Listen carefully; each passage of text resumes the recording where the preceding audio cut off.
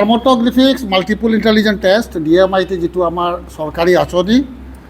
Constant চলি আছে। যোৱাকালি আমাৰ গাৰ্লছ কলেজ আমি শেষ কৰিলোঁ। আজি আমি আহি উপস্থিত হৈছোঁ কোকৰাঝাৰ ছায়েন্স কলেজত। আমাৰ ল'ৰা ছোৱালীবিলাক ৰাতিপুৱা গোটেইকেইটাই কৰি লৈছে। তো এই ডাৰ্মাটোগ্ৰাফিক্স মাল্টিপল ইণ্টেলিজেন্স এনেকুৱা এটা আঁচনি আমাৰ BTC চৰকাৰে উদ্ভাৱন কৰিছে, যিটোৰ মাধ্যমে ল'ৰা ছোৱালীৰ ভৱিষ্যত আমি জানিব পাৰিম আৰু এওঁলোকে ভৱিষ্যতত কোন লাইনত পঢ়িব। কাৰণ আমাৰ কিছুমান ল'ৰা ছোৱালী যেতিয়া মেট্ৰিক ফাৰ্ষ্ট ডিভিজন পায় তেতিয়াই ভাবি লয় এইটো ছায়েন্স পঢ়িব লগা হয়, কিন্তু হায়াৰ ছেকেণ্ডাৰী ছায়েন্স পঢ়াৰ পিছত তেওঁলোকে আহি ফেইলো কৰে। গতিকে আমাৰ চৰকাৰে BTC চৰকাৰে এইটো আমাক কাম কৰিব দিছে। আমি কনষ্টেণ্ট চলাই আছোঁ। আমাৰ কাৰণে এইটো ইলেকশ্যনৰ লগত আমাৰ ইয়াত সম্পৰ্ক নাই, কোড অফ কণ্ডাক্টৰ লগত আমাৰ এইটো সম্পৰ্ক নাই। এইটো পাৰ্ভিৰ পৰা বাহিৰ কৰা হৈছে বুলি আমাক জনাইছে আৰু ইতিমধ্যে আমি পাৰ্মিশ্যনৰ কাৰণেও লিখিছোঁ আৰু পাৰ্মিশ্যন পাইছোঁ। গতিকে আমি ভাবোঁ এই আঁচনিৰ দ্বাৰা ল'ৰা ছোৱালীৰ গাৰ্জিয়ান তথা ল'ৰা ছোৱালী বহুত উপকৃত হ'ব। কাৰণ এইটোৰ মাধ্যমে আমি জানিব পাৰিম ল'ৰাটোৰ ভৱিষ্যত কোন লাইনেদি পঢ়িব। গতিকে আমি কোকৰাঝাৰ ডিষ্ট্ৰিক্ট গোটেই অনুষ্ঠানত আমি এতিয়া আৰম্ভ কৰিছোঁ। আজি আমাৰ কোকৰাঝাৰ ছায়েন্স কলেজত, অহাকালি কোকৰাঝাৰ গভৰ্ণমেণ্ট কলেজত, ইয়াৰ পিছত বেবিলেণ্ড, ঠিক এনেকুৱাই কোকৰাঝাৰ আৰু চিৰাঙতো আমি আৰু 89 ডেইজমান লাগিব। গতিকে আমি এইটো খতম কৰিব বিচাৰিছোঁ। ইয়াৰ পিছতে আমাৰ ৰিপৰ্ট জেনাৰেটিংটো হৈ আছে আৰু লগে লগে আমাৰ ইয়াতে আমাক ঘোষণা কৰিছিলে যে দাহাৰ আঁচনি, সেই দাহাৰ আঁচনিটো হয়তো আমি আনুষ্ঠানিকভাৱে এইটো বিতৰণ কৰিব নোৱাৰিম, কিন্তু এইটো এটা কোড অফ কণ্ডাক্ট লাগি যাব। গতিকে আমি ইয়াৰ বিহিত ব্যৱস্থা কৰাৰ কাৰণে আমি ইতিমধ্যে আমাৰ চৰকাৰে আমাক জনাইছে কেনেকৈ কৰিব লাগিব। গতিকে আমি ভাবোঁ আমাৰ যে আঁচনি, আমি যে এইবিলাক আঁচনি গ্ৰহণ কৰিছোঁ, এইটোত ৰাইজৰ বহুত উপকৃত হ'ব আৰু বিশেষকৈ ল'ৰা ছোৱালীৰ উপকৃত হ'ব। কেতিয়া পাব টেষ্ট কৰা ৰিপৰ্টটো অকণমান সময় লাগে, কাৰণ এইটো বাহিৰত যায়। বাহিৰৰ পৰা ৰিপৰ্ট যেতিয়া আহে, দিল্লীত আহে, দিল্লীৰ পৰা গুৱাহাটীত আহে, তাৰপিছতে ৰিপৰ্টটো পায়। গতিকে আমি ভাবোঁ অতি সোনকালে পাই যাব তেওঁলোকে। আজি আমি Btr গভৰ্ণমেণ্টৰ দ্বাৰা গঠিত যি এডুকেশ্যন এডভাইজাৰী বৰ্ড যি কমিটি, সেই কমিটি কিছুমান Btr অঞ্চলত এডুকেশ্যনৰ ক্ষেত্ৰত কিছুমান কৰিবলগীয়া কামবিলাক আমি কৰি আছোঁ। আৰু সেই মৰ্মে আমি যোৱা 2 মাহ ধৰি কলেজৰ শিক্ষকবিলাকৰ কিছুমান প্ৰমোশ্যন, কেছ প্ৰমোশ্যন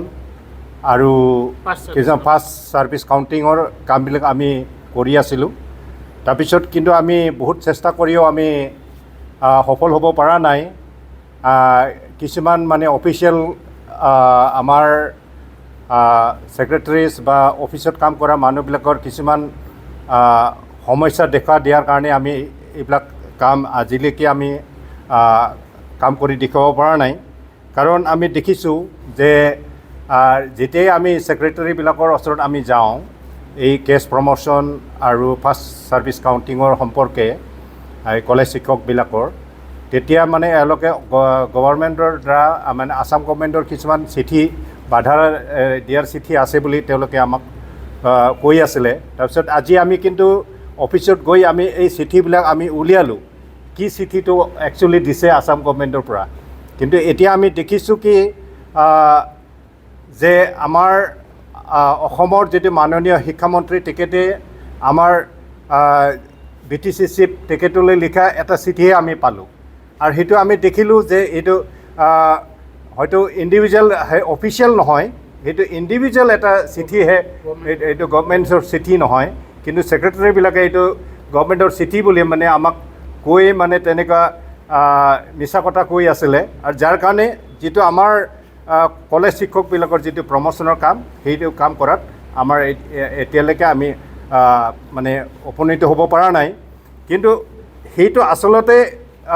গভৰ্ণমেণ্ট চিঠি নহয়, যে এইটো এনেকুৱা উল্লেখ কৰা আছে যে BTC অঞ্চলত থকা যিবিলাক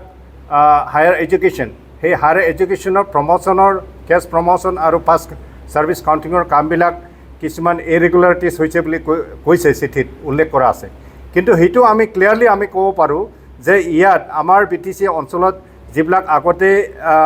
এটা প্ৰমোশ্যনৰ কাম, ফাৰ্ষ্ট ছাৰ্ভিচ কাউণ্টিঙৰ কামবিলাক, কিন্তু এইটো গভৰ্ণমেণ্টত থকা যিটো ৰুল, UGCৰ গাইডলাইন, অসমত থকা আমাৰ এডুকেশ্যনৰ যিটো গাইডলাইন, সেইমতে গোটেইটো কাম কৰা হৈছে। আৰু আগতেও তেনেকুৱা আমি কাম কৰিছে ইয়াতে। আমাৰ BTC অঞ্চল প্ৰমোশ্যন হৈছে সেই একেধৰণে প্ৰমোশ্যনৰ কাম আমি লাগি আছিলোঁ কিন্তু এই এটা চিঠিৰ কাৰণে আমাৰ ছেক্ৰেটাৰীবিলাক কৰিব বিচৰা নাছিলে কিন্তু আজি আমি উদ্ঘাটন কৰিছোঁ চিঠিত আচলতে তেনেকুৱা একোৱেই নাই আচলতে এইটো অফিচিয়েল চিঠি নহয় সেইটো পাৰ্চনেল চিঠি আৰু সেইকাৰণে আমি এতিয়া অন্য এটা চিঠি আমি আৰু আকৌ পাইছোঁ গভৰ্ণমেণ্টৰ পৰা যে ক্লিয়াৰলি লিখা আছে গভৰ্ণমেণ্টৰ চিঠিত যিটো 2022 তাতে লিখা আছে যে এই প্ৰমোশ্যন আৰু ফাৰ্ষ্ট ছাৰ্ভিচ কাউণ্টিঙৰ যিবিলাক কাম BTC অঞ্চলৰ সেইটো আমাৰ আসাম গভৰ্ণমেণ্টৰ আওতাত নপৰে সেইটো যিহেতু এডুকেশ্যন আৰু হায়াৰ এডুকেশ্যন এইটো হ'ল আমাৰ BTCৰ এটা ট্ৰান্সফাৰ ছাবজেক্ট সেইটো সকলো কাম ইয়াত প্ৰমোশ্যন আৰু ফাৰ্ষ্ট ছাৰ্ভিচ কাউণ্টিং এই সকলো কামবিলাক আমাৰ BTC এই লেভেলতে এইটো হ'ব কৰিব পাৰে বুলি তাত ক্লিয়াৰলি লিখা আছে সেইটো কাৰণে আমি এতিয়া আজিৰ পৰা আকৌ যদিও কোড অফ কণ্ডাক্ট লাগিছে সেইটো কাৰণে আমি এইটো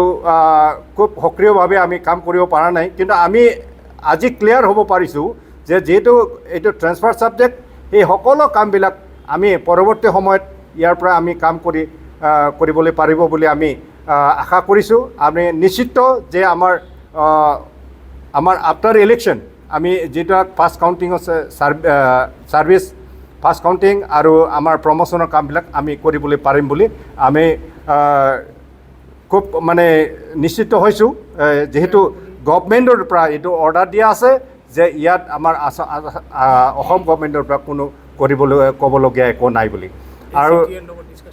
এটা আমি খুব ভাল এটা আনন্দিত হৈছোঁ যোৱাকালি আমাৰ অসমৰ মাননীয় chief minister doctor Himanta Biswa Sarma দেৱে এটা ঘোষণা কৰিছিল যে এই প্ৰমোশ্যনৰ ক্ষেত্ৰত যে 2024 31 যে ডিচেম্বৰ তেতিয়ালৈকে যিবিলাক মানে কাম কৰি থকা আমাৰ কলেজৰ যিবিলাক শিক্ষক তেওঁলোকে PhD নহ'লেও মানে তেওঁলোকৰ প্ৰমোশ্যন এছ'চিয়েট প্ৰমোশ্যন মানে প্ৰফেচৰলৈ প্ৰমোশ্যন দিয়া হ'ব বুলি তেওঁ ঘোষণা কৰিছে আৰু সেই ঘোষণাটো আমি স্বাগতম জনাইছোঁ খুব ভাল পাইছোঁ আৰু তেনে যদি হয় নিশ্চয় আমাৰ BTC বুলি নহয় গোটেই অসমৰ মানে কলেজ শিক্ষকবিলাকৰ খুব ভাল এটা কাম আহিব বুলি লাভ হ'ব বুলি মই ভাবিছোঁ সেইকাৰণে স্বাগতম জনাইছোঁ আমাৰ মাননীয় চিফ মিনিষ্টাৰৰ যিটো ঘোষণা আৰু আমি সেই মৰ্মে আমি আমাৰ এই BTC অঞ্চলতো আহি থকা 3 বছৰত যিটো আমাৰ যিবিলাক প্ৰমোশ্যনৰ কাম বাকী ৰৈছে আৰু যিবিলাক মানে ফাৰ্ষ্ট কাউণ্টিঙৰ ছাৰ্ভিচ কাউণ্টিঙৰ কামবিলাক ৰখি আছে সেইটো আমি আফটাৰ ইলেকশ্যন আমি নিশ্চয় কৰি ল'বলৈ আৰু ক্লিয়াৰ কৰিব পাৰিম বুলি আমি ভাবিছোঁ আচলতে আমাৰ Btr প্ৰধান প্ৰমোদ বড়ো ছাৰে সেইটো এই চিঠিবিলাক কিছুমান মানে তেওঁ পোৱা নাছিলে নিশ্চয় তাক আমাৰ অফিচাৰবিলাকে এইটো মিছলিড কৰিছে এতিয়া আজিহে যেতিয়া আমি তেখেতৰ লগত আমি প্ৰাইভেটলি এনেকুৱা আলোচনা কৰিছিলোঁ আচলতে এই সমস্যাবিলাক কি হৈছে বুলি তাৰপিছত গোটেই থন্নকৈ চিঠিবিলাক এতিয়া আমি বিচাৰি চালোঁ যে সঁচাকৈ এইবিলাক কোনো অফিচিয়েল চিঠি নহয় যিবিলাক বাধা দিয়াৰ সেইবিলাক অফিচিয়েল চিঠি নহয় এইটো ইণ্ডিভিজুৱেলি জনোৱা এটা চিঠি